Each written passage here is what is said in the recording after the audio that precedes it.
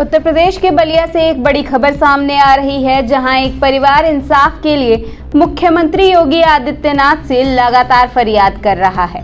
ये मामला नरही थाना क्षेत्र के सुहाव गांव का है, जहां रहने वाले ओमकार नाथ राय ने पिछले 6 जून को अपने बाग में पेड़ से फांसी का फंदा लगाकर सुसाइड कर लिया था। मृतक के पास से सुसाइड नोट भी बरामद हुआ था, जिसमें उसने अपने वाराणसी के एक किराएदार हरमीत सिंह बग्गा और उसके साथियों पर मानसिक रूप से प्रताड़ित करने का आरोप लगाते हुए अपनी आत्महत्या के लिए जिम्मेदार ठहराया था।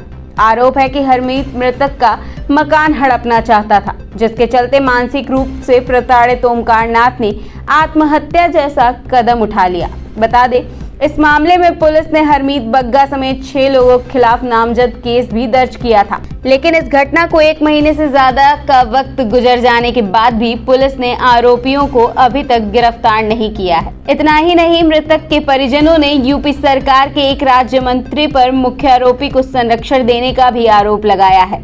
ऐसे में पीड़ित परिजनों ने एसपी को पत्र देकर मामले की निष्पक्ष जांच और कार्रवाई करने की मांग की है। साथ ही पीड़ित परिवार ने सीएम योगी से भी न्याय की गुहार लगाई है। मैं एसपी ऑफिस में आई हूँ। मेरा नाम लीलावती राय है। मैं ग्राम सुहाव थाना नरही जिला बलिया की निवासी हूँ।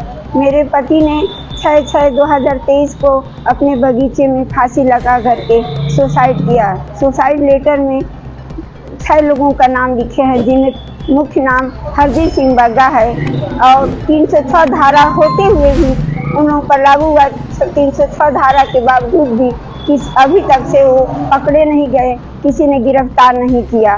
मैं माननीय योगी जी से प्रार्थना करती हूँ कि मेरे पति के कातिल को जल्द से जल्द पकड़कर मुझे न्याय दे और मेरे मकान को जो भी जितने मकान पर प्रताड़ित किए हैं, बहुत बुरी तरह से मानसिक तनाव से आत्महत्या किए हैं। जी अभी कल की बात है। दया शंकर जो मिश्र हैं दयालु बलिया के, वो मंत्री के साथ खुलेआम जो है हरमीत सिंह बग्गा वाराणसी के गलियों में घूम रहा है। ये स्वयं बात मंत्री जी ने कबूल किया है, फेसबुक पर पोस्ट किए हैं, जो आपके सामने हैं। जी मैं एसपी सिंह से मिली। उन्होंने ये कहा है कि नरही छात्र को ऐलान किया है कि जितना जल्द से जल्द हो करके और गिरफ्तारी किया जाए। बलिया से अमित कुमार की रिपोर्ट।